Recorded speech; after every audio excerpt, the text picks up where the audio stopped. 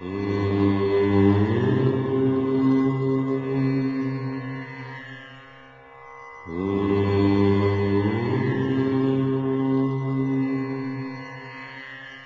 నమస్కారం।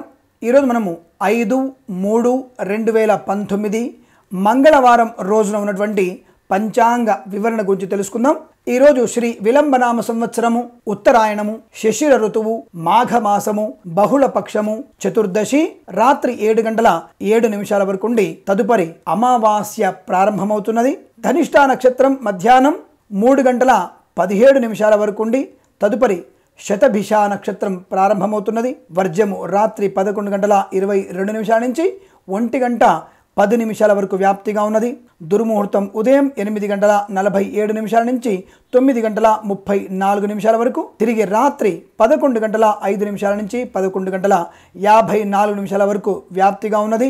రాహుకాలం మధ్యాహ్నం 3:15 నుంచి 4:43 వరకు వ్యాప్తించి ఉన్నది। నేను చెప్పినటువంటి శుభ అంకెలను, పంచాంగంలో ఉన్నటువంటి వర్జాది దుర్ముహూర్తాదులను రెండింటిని కూడా సమీకరణ చేసుకొని శుభమైనటువంటి మీ యొక్క కార్యాలను విజయవంతంగా పూర్తి చేసుకుంటారని ఆశిస్తున్నాను।